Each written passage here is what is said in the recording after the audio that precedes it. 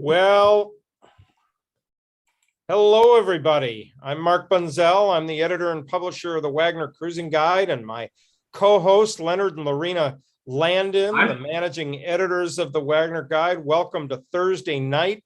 I'm on location, I guess you could say. I'm at the NMTA's Marina Conference down in beautiful Bremerton, Washington. And we had a full day of sessions today. It was very, very interesting. And many of your favorite marinas were represented, and great to see all my friends who own and run marinas and get caught up on all the things that are going on. Leonard, Lorena, what have you been doing for the last week? Well, glad you asked. We've been working on the Waggoner Guide. The 2022 Waggoner is looking fantastic. Lots of updates, and we can talk more about that later tonight, about some of the things you'll find in the 2022. And yeah, it's coming along, and you'll want to get your copy. Why would the Waggoner Guide need to be updated during a COVID year when there wasn't that much boating? Actually, COVID is one of the reasons why there have been so many changes, including BC, including Washington waters. And yes, we do have updates for BC. We've done lots of calling and research, and folks have given us information that have been up there after the border opened. So yes, lots of changes actually at marinas. And don't forget, we spent the summer in Southeast Alaska, and part of that, our canvassing in Southeast Alaska was to expand that chapter. So we're expanding, added some new anchorages, some destinations, found some new places in Southeast Alaska, and added and enhanced that chapter as well. Added a number of maps in 2022 Waggoner Guide. We always hear back from folks that the detailed maps that show the dock diagrams and detailed information are very welcomed in the Waggoner Guide. So we're adding new ones, creating new ones, and adding those in. I might add that in addition to new destinations in Alaska, we also added hot springs destinations, some new destinations there for northern BC. That's my favorite. I've been to just about all the northern BC hot springs. There's one or two I still need to get to, but boy, that's a special treat. It is. Yeah, there's one we is still on our list because we didn't quite have time to get to it. Up off of the Beam Canal in Southeast Alaska, Bailey Bay. And it looks like quite an expedition to get there. It's about a 1.5 mile hike that includes taking a Forest Service supplied kayak that on a lake to get to it. It sounds like quite an expedition, but at the end of it is a hot springs. I look forward to reading about it, and I'll have to put that on my list to go. And we'll have to do a show on hot springs. I think we have enough photography on it, and a number of special places that people really should put on their cruising list as a really neat place to go. We should also let folks know that our theme for 2022 is wild about wildlife.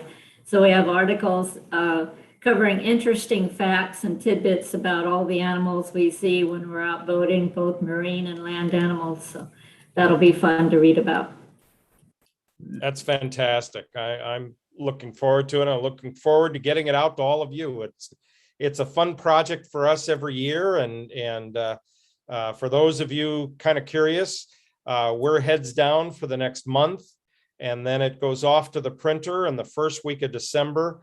Hopefully it'll be available for people who are interested in getting it, along with Ports and Passes, our sister publication for tides and currents information.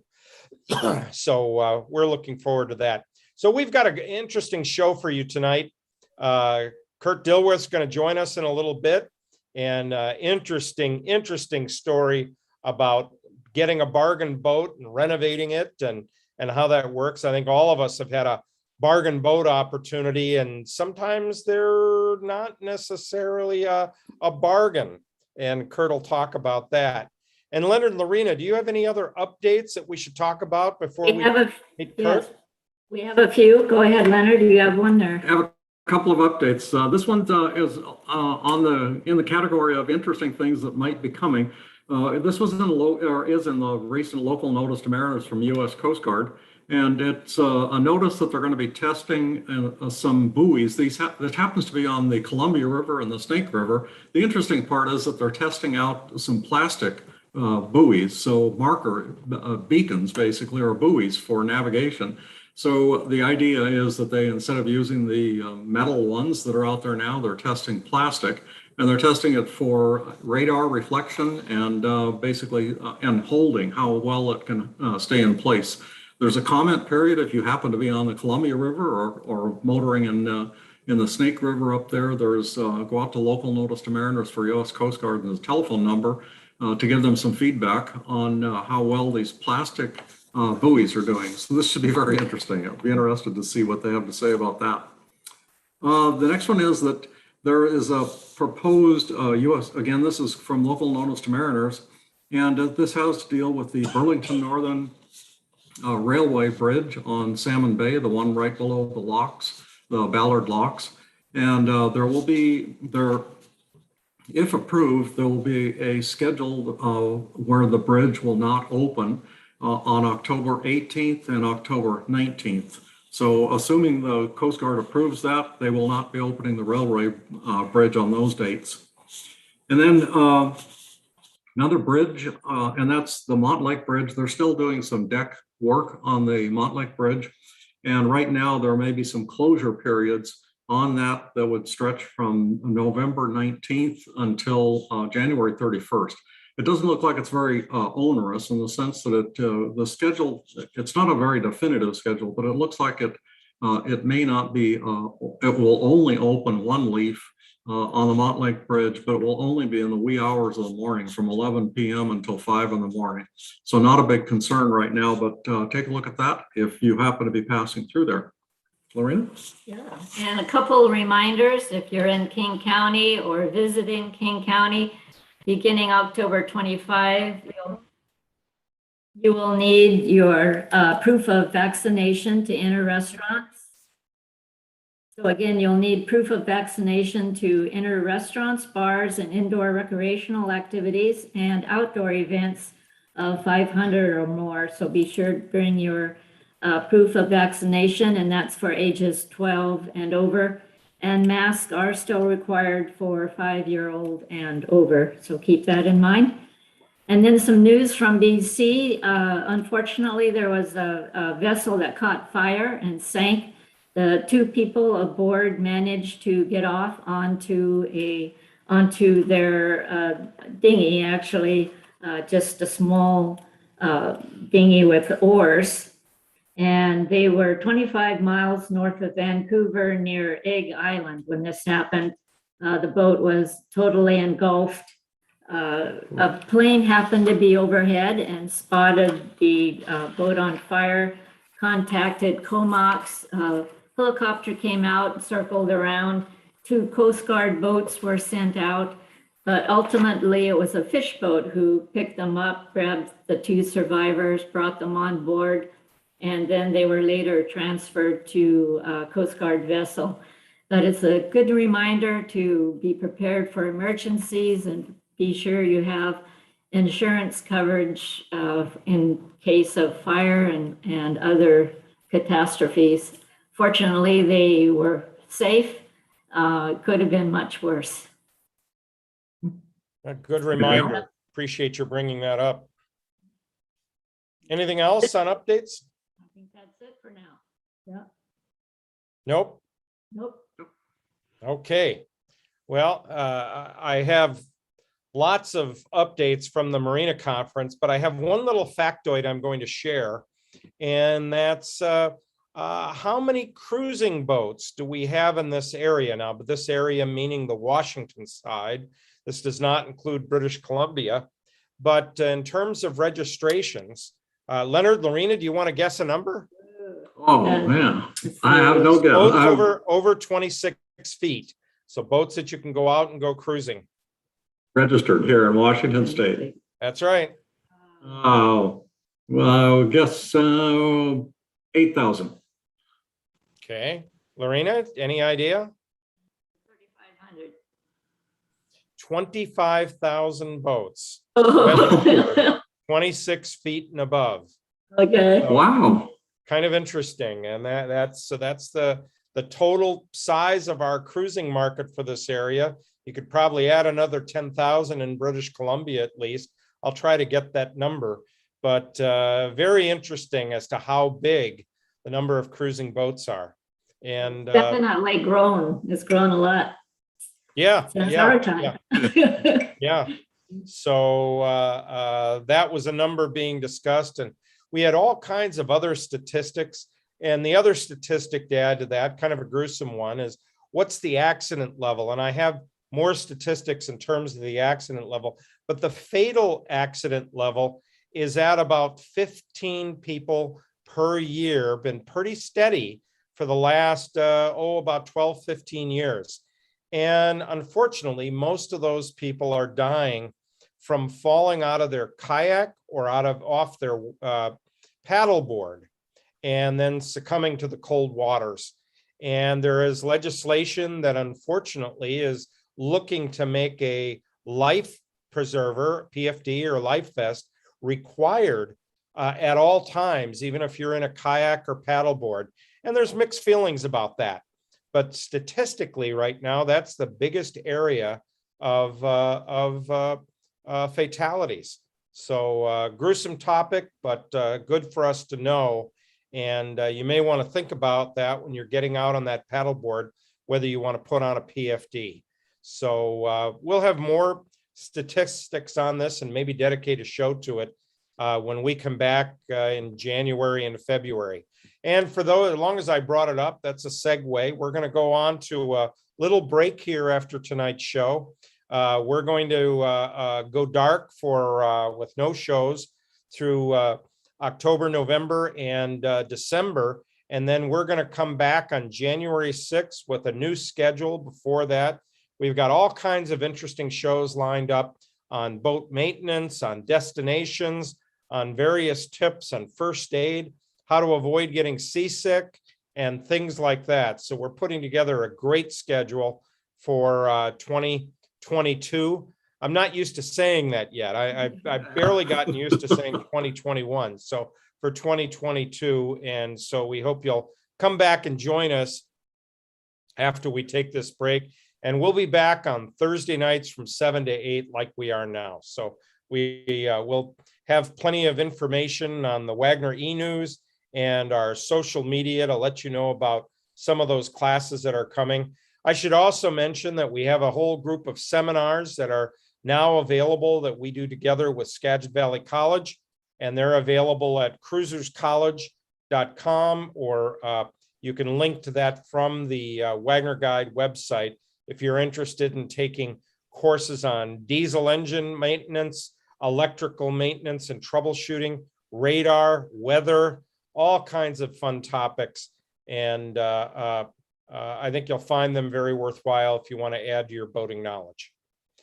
So with that, adding to your boating knowledge, we've got a very interesting show tonight. We have a special guest, Kurt Dilworth. And just as an introduction, Kurt is the Vice President of Engineering and co-owner of Tomco Marine Group, which is better known as the makers of the American Tug line of boats that we all see out on the water, and many of us hope that we can own one someday. And Kurt has been involved building boats for probably 25 years. He doesn't look that old, but he has. In fact, for those of you that admire the Nordic Tug 37, Kurt was the lead engineer on that project, a very successful design for Nordic Tug. And he has been responsible for the American Tug 32. And as it's grown into the American Tug 40, I think it's a 41 or 42, and various iterations. They're out of LaConner, and if you ever get a chance to visit the factory up there, well worth seeing how they make these boats and how beautifully they're built and how strong they're built. And they may even try to sell you one while they're there in the audience. Well, Kurt has an interesting story. Kurt, you can come on the line now. And there he is. And Kurt has a unique situation because Kurt had talked about getting a special boat. And I should say, in addition to the American Tug, Kurt has built kayaks. I mean, he is the real deal when we talk about boat builders. Those who are American Tug owners, and many of you are watching tonight, Kurt is the master of being able to answer the technical questions and come up with solutions. So about, Kurt, I think it was 3 years ago, wasn't it? Your friend did you a favor, didn't they? Yeah. What did they do?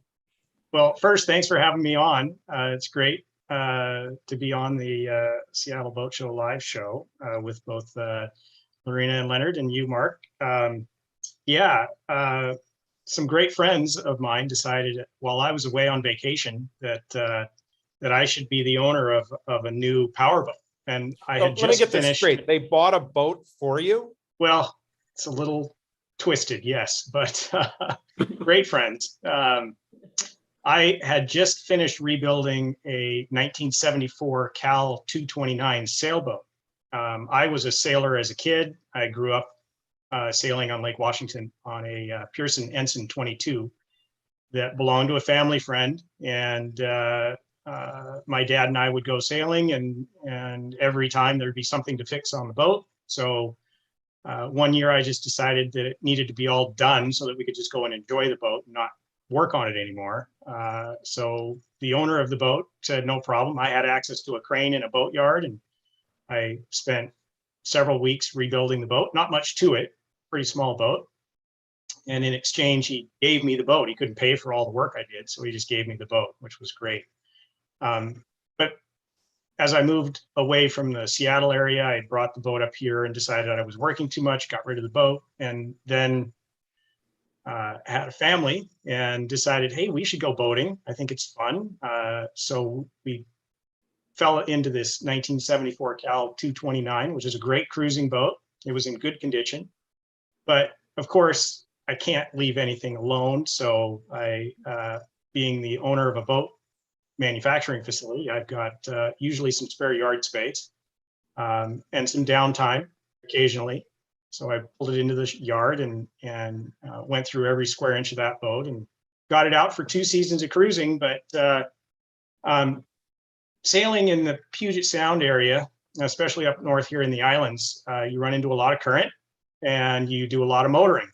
And so my daughter and my wife were very patient, but really wanted to go more places in the short duration of time that we had available for vacationing. So we started looking around for power boats. And about that time, we had gone away on vacation, and current owner of one of the American Tugs was interested in moving his boat in his current marina. And in order to do that, the slip that he wanted was occupied by this vessel in question. And so in order to get the slip, he had to also purchase the boat. And my salesman at the time came up with a great scheme, knowing that I was interested in looking at power boats. They just decided to go ahead and purchase the boat and put all of the documents in my name. And when I got back from vacation, it was either sign here or we're going to flip this boat and make a little money on the side. So let me see if I have this straight. What you're saying is your friends went out and bought a boat in your name, meaning you're liable to pay for it. They didn't give you the boat, right? Oh, no, it wasn't a gift. Although we could talk about how much of a gift it was later. And you came back on a Monday to work as a new boat owner. Essentially, yes. And now the goal was to convince my wife that it was something worth keeping. When, 3 years later into this project, there was some, threats that perhaps maybe that was my new home. Oh, Yes. you were about to be a single liverboard. It was touch and go for a bit there. Yeah. Wow. Okay. Well, tell us about the boat. Describe it. What kind of condition was it in when it became yours? Yeah. Well, and are they still friends of yours? Yeah, they're all good friends. The boat was, it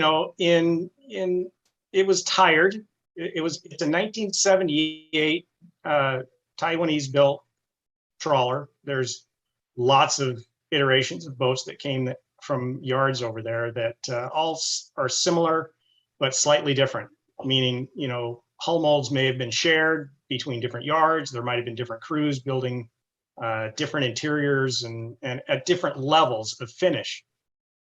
This one is not, I wouldn't consider a high level of finish. It may have been a very affordable boat when it was built. There's not a lot of history on this boat. Can't go back into any records to find what yard it was built at.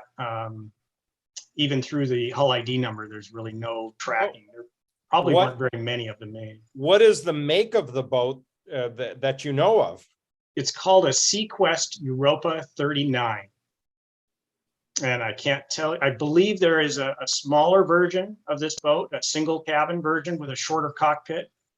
But not very many are, I can't find very many here on the West Coast. There may be others, but I've been able to locate 3 on the West Coast. So Europa gives me visions of beautiful side decks covered and just a gorgeous design with a nice cockpit in the back. What did you find? Yeah, no, those were definitely the features that drew me to continue on this venture. Yeah, nice covered side decks. It has a fly bridge, large cockpit that originally was enclosed.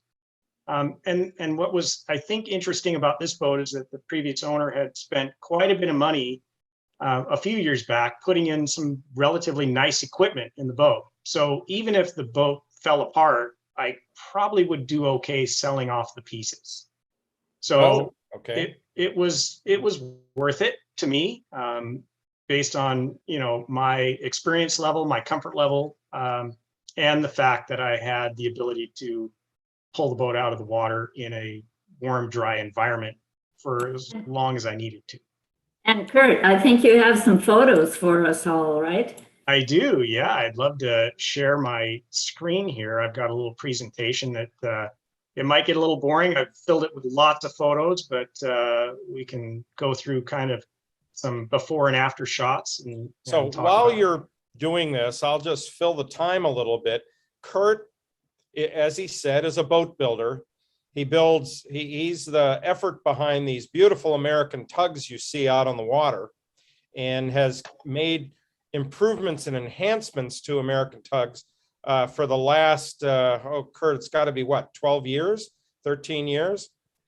And so it definitely has the ability as well as the facilities. And Kurt, do you mind saying what this boat cost you? Yeah, no, we were able to get the boat for $20,000, which might have been a little bit more after diving into it than I should have paid. But when you're looking for a 39-foot boat with 2 cabins, with a working engine that was actually in great condition, I think that's probably a great starting point for a price. This boat at one point we know sold for somewhere north of $60,000, probably about 15 years ago. So I knew there was value in the project. Kurt, we have a question on the chat line coming in. Sure. I'll relay these to you. What year did this happen that you acquired this beautiful vessel? So we purchased it in December of 17, and it was hauled out in January of 18 to begin the project. And I think it's appropriately named. Why not? I think that's just the perfect name for this project. Yes, yeah. We ended up keeping the name. So there could be a change in name eventually, but everyone knows there's complications involved in changing the name of a boat for those of us that are superstitious. Okay, so you pulled it out of the water and now you had a chance to really see what you bought, correct? Yeah. So describing the boat a little bit here, it's a very traditional looking Europa.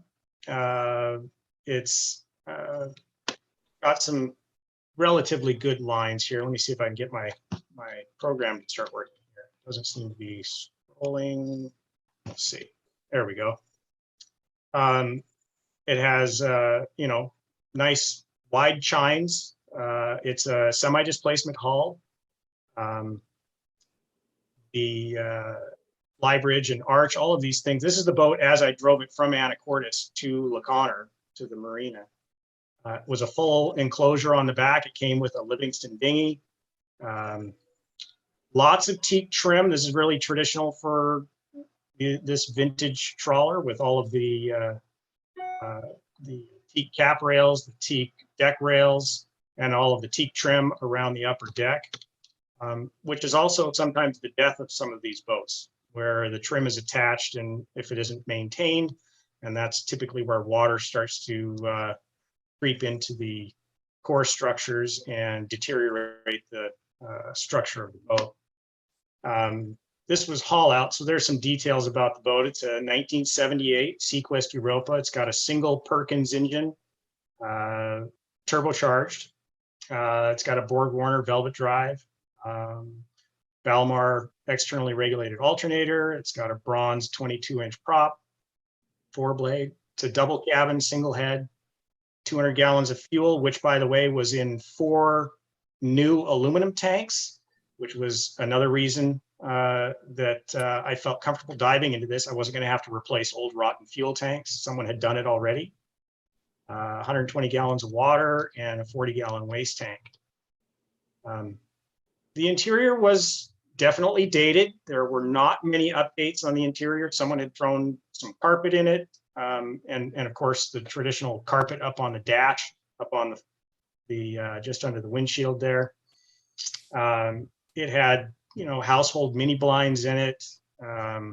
It had an RV couch instead of a settee. Someone at some point had pulled the original settee out of the boat. Probably wasn't very comfortable. It was tired. It was a little musty. It was a little, diesel-y smell, typical old trawler. But again, it was outfitted with relatively modern electronics. It had a 6-kilowatt Northern Lights generator on board, a nice water pressure system, hot water heater, and the staterooms were. Engine-wise, was the engine serviceable or needed a fair amount of work, and the genset? So the engine was actually gone through. There weren't great records, unfortunately, but the engine had been gone through probably in the last 5 years. So it had injectors worked on. It had a relatively new fuel injection pump. These are some of the most expensive parts on that engine. The rest of it was mainly a leap of faith and a sea trial. I did my own survey. I've been around boats for over 35 years and felt comfortable with my mechanical abilities to determine whether or not it was okay.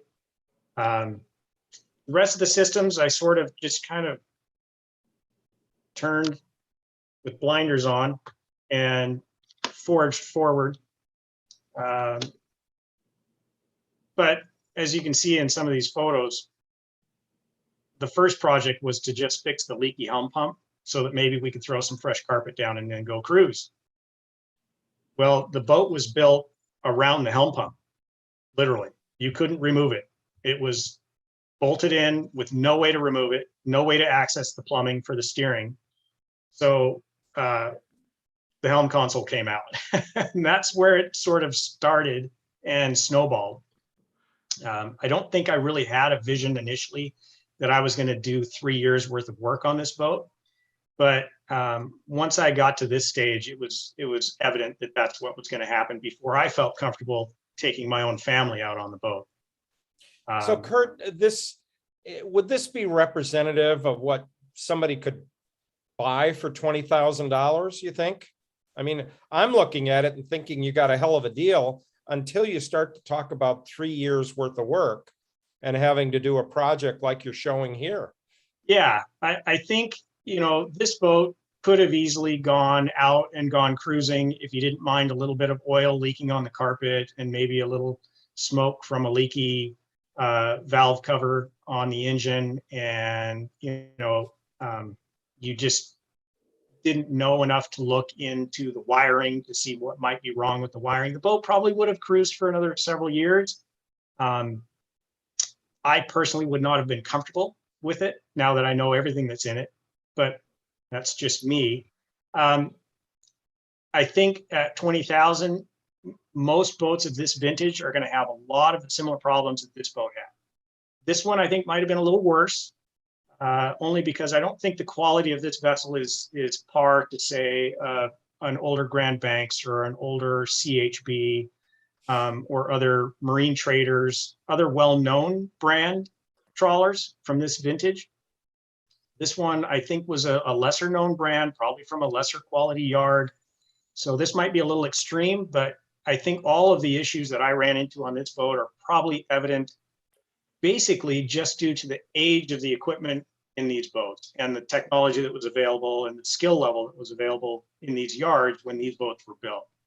So you could easily find improper wiring, loose connections, shift and throttle cables that need to be replaced, even shift heads that just don't function correctly anymore, outdated electronics that aren't reliable, any number of things. Now, one of the things I asked you when you first bought it, and you and I started talking about it, I said, what was the condition of the windows? Because often older boats like this, the windows are wooden frame when built in Taiwan. And I think you told me at the time that no, the windows were actually in very good shape. Yeah, so the windows in this boat were not ever framed in wood. They were put in with H rubber, which is a fairly well-known way to install a piece of glass into a frame, typically a metal frame. This just happens to be a fiberglass frame. And I believe at some point someone replaced the forward windows with aluminum framed windows, so modern boat windows. So they were all in good condition. All the glass was in great condition and all the seals were good. So I didn't have to do any of that work, thank goodness. But every other square inch. I say that because if windows leak, often it has happened for years and just leads to other internal damage that you have to go in and begin to really pull things apart, but you didn't have to on this boat. Right, yeah. No, we were lucky in that sense. There was still, some water damage from around doors and other features on the boat, but no, for the most part, it's a solid fiberglass hull. There's no core material at all in the hull, so I didn't have anything to worry about there. The deck structure has very little core except for the rooftop, which is traditionally in this vintage boat, it's a plywood wrapped in fiberglass. And that's where we ran into probably the most issues with water intrusion, that and the fashion plates on the side of the boat where they land on the deck, which is very traditional to have that wrought out to the point where you're either completely rebuilding them or removing them and replacing them with some other material. These had some damage, but we were able to remove some skin and replace those. Just forward through some of these photos here. That's the new helm console after rebuilding the pumps. And well, that's a hint on that helm console on the beautiful work that you did to really bring this boat back to life. That is gorgeous. Yeah, the electronics were all there. They were just bolted onto U-brackets hanging off of various facets of the original console. There wasn't really a lot of design change here, just kind of encompassing everything into a new solid structure and bringing it down to the floor. And I don't know if you noticed down here by where the helm wheel goes, notice the removable bolted plate now. You can access the pump if you ever want to take it out.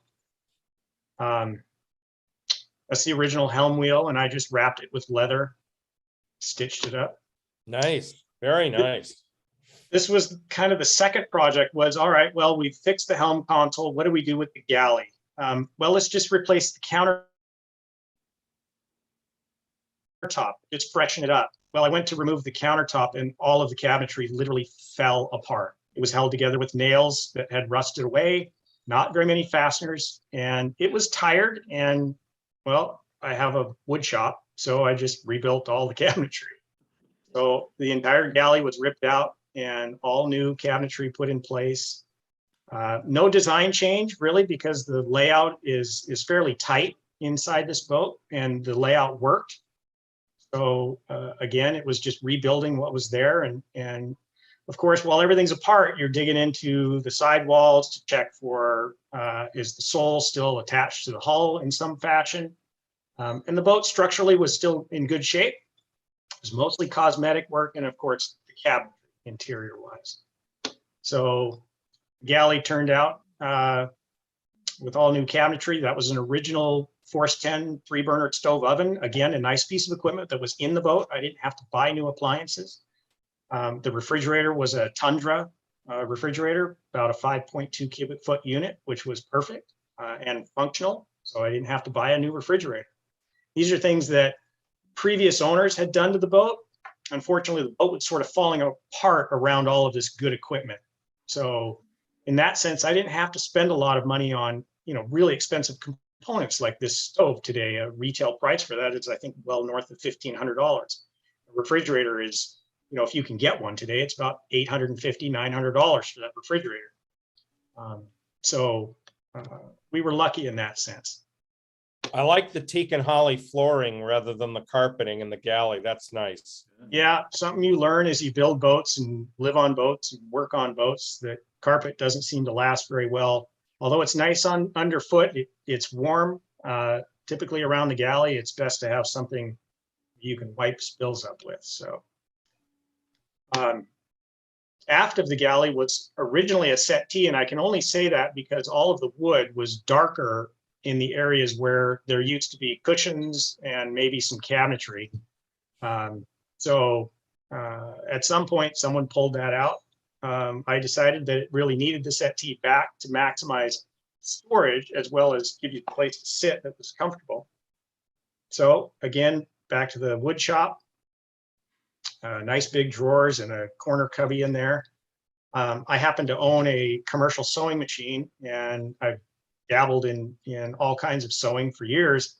So I decided to attempt my own cushion making. And I guess in hindsight, I probably would have farmed that out. But again, this upholstery job is probably north of $3,000 to have someone custom make you an upholstery set. And, it suits our family great. It actually is fairly comfortable. But it took some time and some trial and error. But now we have a nice settee. This is a picture of the master cabin where everything was actually fairly nice in there. The only challenge was the bunk height was a little high, and I happen to be the one that has to sleep outboard under the deck trail. And I'm a small guy, and I couldn't turn over, and I didn't like that. So we decided to lower the bunk. We lowered the bunk 4.5 inches in there and didn't have to change the mattress. The hull side's almost vertical back in that section. So that's just a quick rebuilding of the bunk, flat 4.5 inches lower, and then trimming it out to give us a lot more vertical space in that cabin. So now it's quite comfortable. The head was a different story. This is probably the one area of the boat that got stripped to bare. The toilet was too tall. We're, again, shorter people, but it was off the ground quite a ways. And it's a very compact little head, but The shower had vinyl and wood trim inside the shower stall, and there was a shower curtain, but a very large shower for this size of a boat. The basic structure outboard was cabinetry. I just rebuilt it as it was, just new cabinetry, put in a new floor, a new platform for the toilet, some rock tile, new countertops, painted the shower stall, and got all the vinyl out of it, heat bent a piece of Formica on the outboard wall to get rid of all the trim and hide everything. And it turned out pretty nice. That's beautiful, Kurt. And here you've got not just a shower, but it also is a little tub, isn't it? Yeah, it could be a tub. It's really just for standing, but what you get is this little seat outboard, so you can sit down, and got all new fixtures in there, and a plexiglass wall and door, so that no more shower door, or no more shower curtain, nasty shower curtain. Then we start getting into the mechanics of the boat, and the steering system had a very traditional packing gland, but it had been leaking for quite some time. You can see a little bit of corrosion in the shaft up here. I have developed a new rudder system, a rudder seal system, working with Tides Marine, and I decided I wanted to use that system. This is me cutting out the lower bearing that was buried in the fiberglass. This is interesting. This red arrow is pointing to a bronze bearing that's buried in the hull fiberglass laminate, and that I had to cut all of this out. You can see how thick this was. About 3.5 inches thick right at the hull bottom, and I couldn't actually cut it with a saw. I had to drill, I think it was 38 holes, and then slowly cut between the holes with a saw in order to cut that out. Then there was a lot of grinding, a lot of removal of old glass.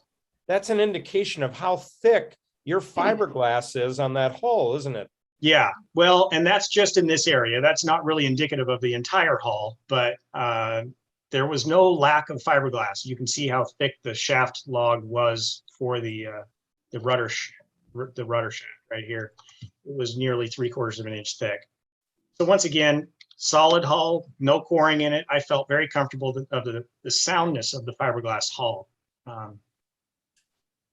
Patched up the hole, installed a new rudder system, a new steering ram, and rudder stops. So I didn't move the rudder, just rebuilt the entire seal system and the steering system. Other components I really wasn't satisfied with.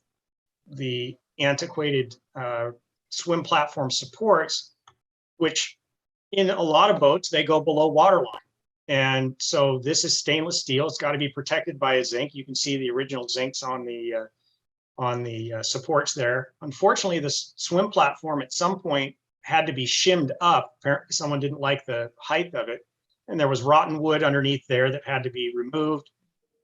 And I decided I didn't want holes through the hull any longer. So similar to the way we build our swim platform supports at American Tugs, I fabricated a mold and built all solid fiberglass supports that are permanently glued to the hull and then only through bolted above waterline. So there's no penetrations through the hull.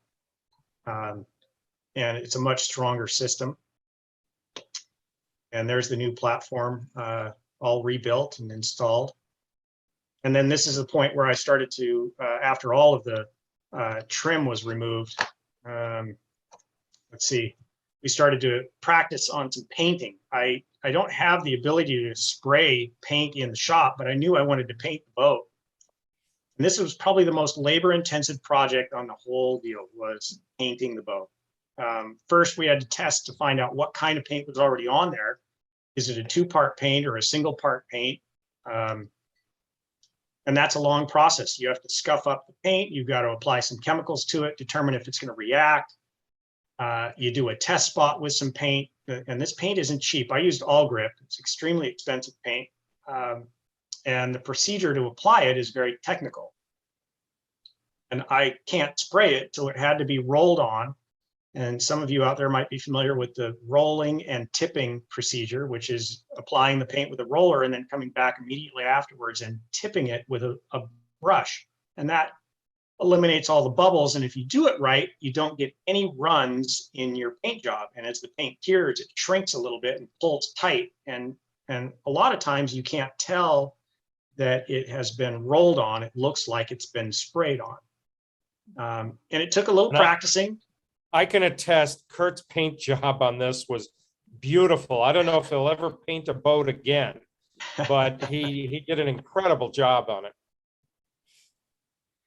I have got some pictures later on that I can show you on that. Let's see, when we got into the mechanicals, the rear, or actually the oil pan was leaking. So I decided I was going to replace that. And again, finding parts for some of these older boats can be a big challenge. This particular engine, this Perkins 6354, was extremely common in farm equipment. So Massey Ferguson tractors, any of you agricultural people out there will know, use Perkins engines for most of their farm tractors. And so it's widely available out there. Although discontinued engine back, I think 1996 was the last year it was ever produced, this particular model. But the marine engine is exactly the same as the farm engine, other than, you know, a couple of cooling system components. So rather than searching out marine engine parts people, I sought out agricultural engine parts. And there's great resources out there. Agkits.com is a great resource for these engines. And the oil pan gasket, the valve cover gasket, water pumps, you know, major components are all still widely available on the market. And because it doesn't say boat, they're like half the price. But anyway, in removing the oil pan, this was a view up inside the engine, and you can see the original paint. They painted the insides of the engines with a red primer. Looks almost brand new. I took a scope up to, you can actually see in the very top corner of the picture, you can see a part of the camshaft. The engine was absolutely spectacular inside, as if it had just been assembled at the factory. Of course, that's all just visuals. You can't really measure anything without taking anything apart, but it put me at ease to know that the engine visually looked as good as new. Of course, new oil pan gasket, and there's not a leak on it anymore. That was only part of it. When I started tearing the engine and driveline, separating the engine and the driveline, discovered that the shaft had been aligned to an engine that was nearly 1.5 inches out of alignment. There was a long shaft inside the boat, and let's see if I have a picture. Yeah, so this picture on the left kind of shows the misalignment, and that's something that can cause extreme damage over long periods of time. So in this case, the shaft may or may not be the original shaft, but it was still in good condition. And the shaft was not bent, but because it was a long ways to the forward bearing from its gear connection, there was enough flex in the shaft that if forced, you could make it line up. Now, of course, that's not right. So as a result of it being out of alignment, the forward shaft seal and bearing assembly had been worn almost completely through. It was made out of bronze, and the stainless is stronger than the bronze. The bronze eventually wears away. But it was to the point that any longer it could have literally failed and caused catastrophic failure of the shaft seal, you know, bad enough to sink a boat. I mean, these are major issues. I chose to tackle this by moving the engine to its correct location, since moving the shaft is impossible without cutting the keel open and completely removing the shaft log. So, but I did have to rebuild the front end of the shaft log, and this is me digging out the cover over the central cap over the keel, which is where the shaft log dives into. I had to dig that out deep enough to where I could access enough of that shaft log to glass on a new section. And install a true forward cutlass bearing. So that was quite a bit of work. But the finished project looks like this now, with a correct cutlass bearing set with set screws, and my shaft seal wasn't quite installed at that point, but it has a brand new PSS shaft seal. And the rest of the bilges throughout the boat look more like this now than this picture on the left. Yeah, it just didn't stop. The project continued with rebuilding the forward panel of the flybridge here, where there was coring that had been compromised by water over years and years of water intrusion from electronics that had been cut into the dash up high. So I had to, instead of cutting that out, anyone who's dug into old rot knows that typically on a boat, you can cut one layer of the outside off, peel that out, expose the rotten core, dig it all out, and then re-glass over the top. Well, I did this in reverse. I left the front face of the dash alone, climbed in underneath, dug out all the rotten core, reinstalled new core and fiberglass on the inside of the flybridge without removing the flybridge. So that was a fun project, climbing through this little hole up here. But new dash on the flybridge, and then trimming out the flybridge. The flybridge we discovered had been all the teak trim someone had previously removed and never replaced, but the screws holding the trim on were also the screws holding the flybridge on. So there was quite a bit of digging out old caulking and refastening the flybridge to the deck and then trimming it out. As I said earlier, I removed all of the cap rail, all of the original stainless rails that were finished with a teak cap, all of which were beyond really repair or stripping and refinishing. And I really didn't want to have a boat that I had to sit around revarnishing every other year or worrying about exposure to the elements. I wanted a boat that if I needed to leave it out in an uncovered slip or unattended, I could, I wouldn't have to worry about wood rotting or leaking or having to refinish anything later on. So I chose to build all new cap rail out of its plywood, but then wrapped entirely in fiberglass. So each piece of cap rail was built, then removed, and then completely wrapped in fiberglass, and then reinstalled as if it was a piece of plastic. And then every screw was buried and glassed over after it was installed, and then all of that was primed and painted. When it came to trim around the house, there were very complex corners that were hand carved out of wood. I didn't want to have to worry about wood trim and leaks or anything like that. So I hand built trim all out of fiberglass. So all the trim on the boat is solid fiberglass, including these complex corners where I had to build a small mold, fabricate the corners so that I could transition into flat pieces of trim around each corner. Each one of those was handmade and then primed and painted, and then installed. Here's the fashion plates that create the side deck trails. And this is where most of the damage was, and it was fairly substantial. Typically, these are made out of plywood, and then they land on the deck trail. In this case, the deck trail was fiberglass, so there was no damage to the structure of the boat. But these fashion plates, which were made out of probably 1-inch plywood. And what's interesting about some of these older boats is that when we think of a sheet of plywood, it's 4x8, and you cut it to shape, and it's one piece of plywood. Typical of this vintage boat, plywood may or may not have been 4x8 to start off with. It might have been scrap laying around the yard, and they'll cut it into 6-inch or 8-inch squares and then use that as kind of a checkerboard to assemble it inside the layers of fiberglass. So there's lots of voids between each little piece of plywood. And so where one crack might occur or a fastener goes into that, it can find a void, an air pocket, let's say, in that laminate, and then it can travel, and it travels and migrates all over in there. But in particular, where these fashion plates land on the deck trail, and then they're capped with trim. Eventually moisture gets in there, and then the rot starts into the very bottom of that and migrates upwards.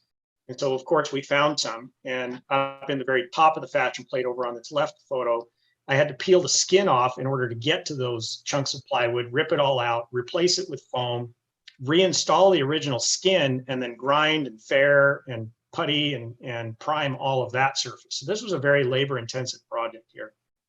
So Kurt, during all of this, you're doing this after your normal work hours and weekends, and I know your daughter's involved with sports and other activities.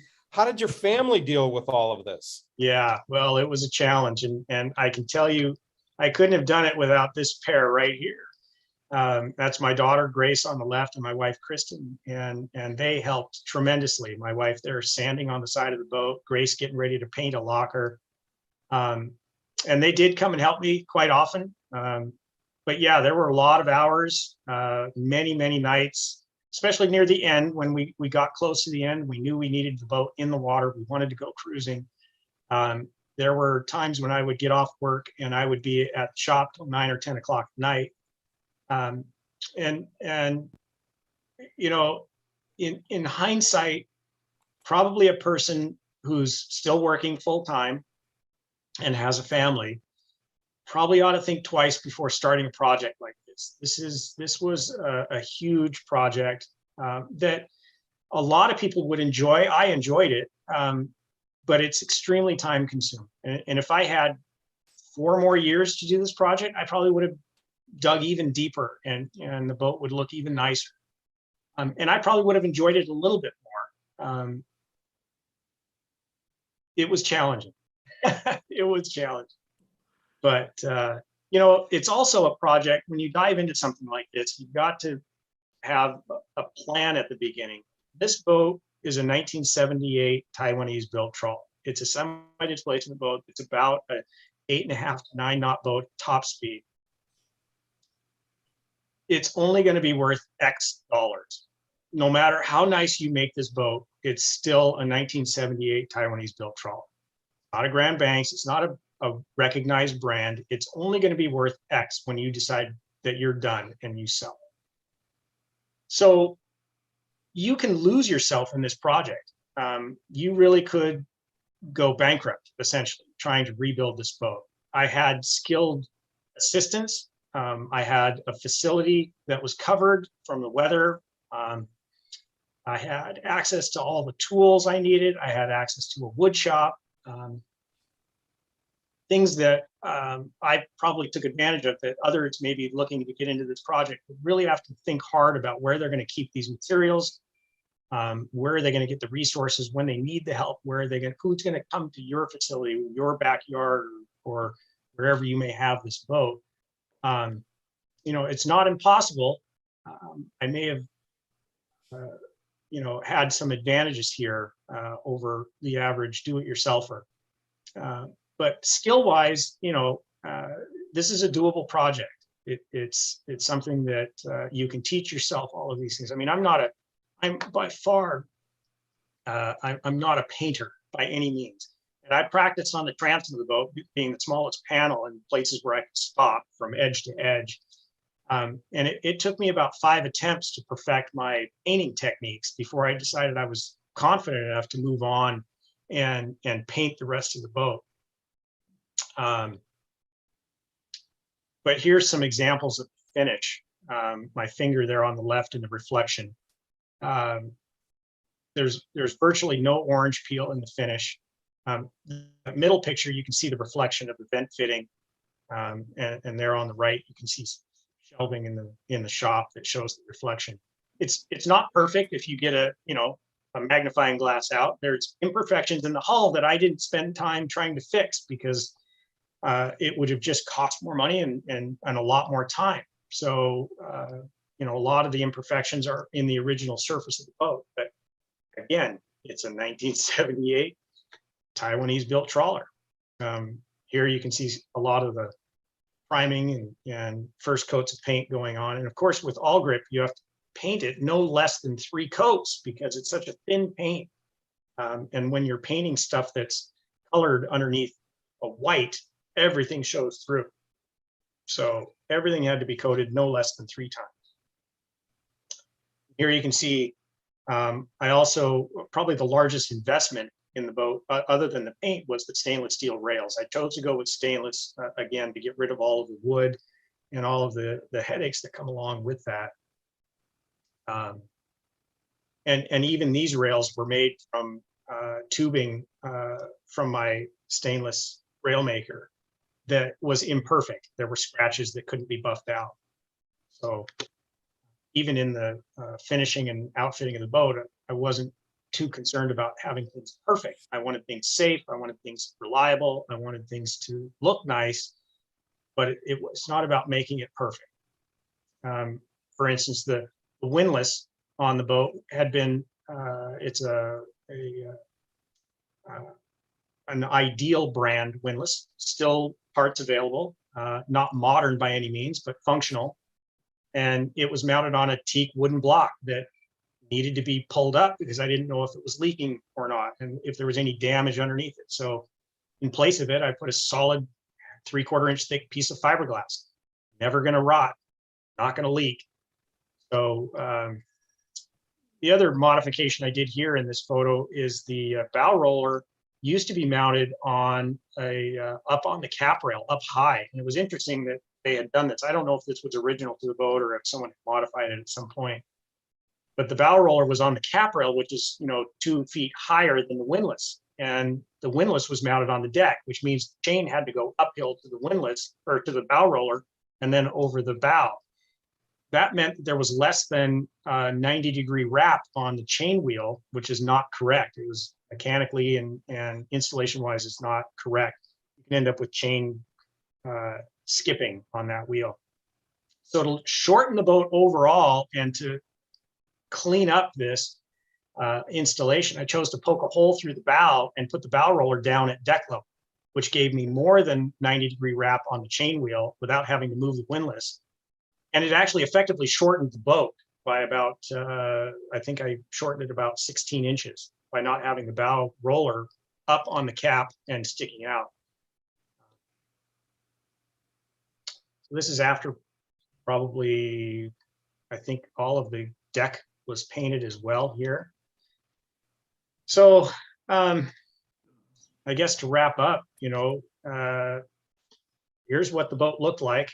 And that's what she looks like today. So Kurt, people are probably dying to ask, in your best estimation, and granted you're probably biased, what's your $20,000 initial boat and a lot of elbow grease, hours and hours of work? And what do you think it's worth now? Well, as I said earlier, this boat, without this extensive of a refit, sold at one point for somewhere north of 60. And I think it's probably in today's market a fair price. I think somewhere in that 60, maybe 70. But it's challenging because it still has an old engine, and it has, it's still a plywood deck. It still has some original stainless on the upper deck from the original construction of the boat. A lot of neat features and a lot of boat that you don't have to work on though. And that's going to be a hard find for a boat this age. Something that you can just turnkey and go cruising and not have to worry about water leaks or structural deficiencies or every square inch of this boat has been gone through. So when you sit there on your boat, hopefully you had a chance this summer to do it, do you look at it with the pride? Look at that interior, Kurt. That's beautiful. You did beautiful work there. Do you look at it with the pride of just, God, it's just the way I wanted it? Or do you look at it going, well, maybe I should have done a little of this or a little of that? How do you feel about it at the end of the project? No, we, as a family, we are extremely pleased with the boat. We love the boat. I think our only gripe now is we don't have enough time to go and just spend on the boat. And that's again, that's our issue. We're young, we're both still working, and we have a daughter who's extremely active in sports and extracurricular and academic ventures. But what we don't have to worry about now is the boat going to work when we do have time? Now we can go. And so I look at the boat, I see the imperfections, but I spent 3 years on it looking at those imperfections, and now they're a blur. And what I see is the finished product, and we love it. We absolutely love it. So I think you're bringing it down to really what the trade-offs are. What you now have is a boat that you have confidence in, a boat that you could work on any day, even without all of your expert knowledge. And you know every nut and bolt about this, and how to maintain it and how to keep it up. That's right. Yeah. I know that I can go out into the cockpit. I can launch that crane and the dinghy's going to run. I know I can turn the boat. The steering's not going to leak. It's going to function. I know that no one's going to fall off the side because the cap rail isn't rotten anymore and those screws go through into the fiberglass cap. I know there's not going to be any water leaks. You know, it's, for me as a boat owner, that allows me to fall asleep on the boat with my family at night, knowing that everything's safe. Yeah. So I hate to say it, but I think you guys are going to have plenty of years of wonderful adventure with this boat and what you've put into it. But also the next buyer of your boat is going to get one heck of an opportunity of a boat, because you can't price it at what it's truly worth based on the hundreds of hours of labor that you put into it, and parts and everything else. And God, you did just a phenomenal job. We're getting comments in on the chat line that are just, people are commenting about it. You probably can't see it, but really interesting, positive comments about the work that you did. It's just fantastic. Well, thank you. Thank you. Yeah, we're definitely going to enjoy this boat for a while. It's a nice change from the sailboat. And I'm not trying to convince anyone to stop sailing, but because I love sailing, but for where we go cruising and what we need to do, the powerboat was really the solution for us. And this was a way for us to get into one. You know, boat pricing, I don't have to tell you, but you know, it's crazy what a boat costs these days, and I'm building them and selling them. I don't, you know, I hope someday to own an American Tug of my own. Maybe I'll have to buy one that's been slightly used and you know, bring a shine back to her. But this is one way to get into boating. It is, and to get this size of a boat and the equipment that's on this boat, you know, it's not something that's out of reach for everyone. Those of you that have that bug in you to try and fix something up, it's a doable thing, and it doesn't have to be, the paint doesn't have to shine. You know, the windows, you know, if the windows don't leak, that's a plus. If you can keep the water out and mechanically it's sound, there's nothing like being on the water. It really isn't. Well, that's I think the bottom line here, and you've done this, and my hat's off to you in terms of how you went about this, and the perseverance and the perseverance of your family to put up with it. Yeah. And now they're all getting to benefit by it, and I'm just thrilled for you with this project. And you may have motivated some people, and I think some people watching may come away with the realization of how much sometimes these bargain boats could end up costing if somebody has the dream of bringing it back to the luster that it once had, or even beyond. I don't think this boat looked this nice when it left the factory when it was built. So thank you so much for sharing this story with us and sharing your pictures. I know it's personal, and if anybody gets to see this in a marina, you'll know about this boat. Why not? Look for it, and I think you'll be as impressed as I was when I stepped on board. And you'll see a family with big smiles, happy to show it off. So thank you again, Kurt. This is just a fantastic accomplishment. Thank you. Thank you. It was beautiful, very interesting, entertaining. We learned a lot. And I have to ask you where you got your blinds for the boat. Well, I do have access to about 270 different vendors for all of the parts for American Tugs. I'm sure some American Tug owners out there who might be watching will recognize them. Those are from United Shade Company.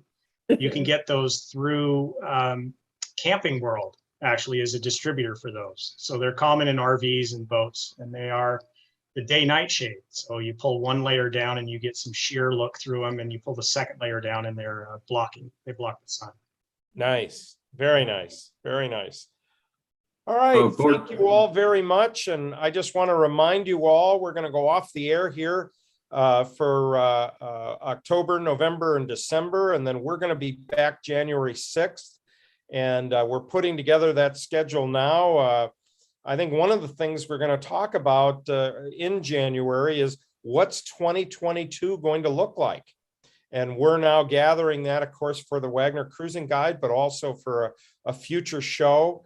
And I think we're getting a picture of what it's going to be like to cruise through British Columbia and up to Alaska.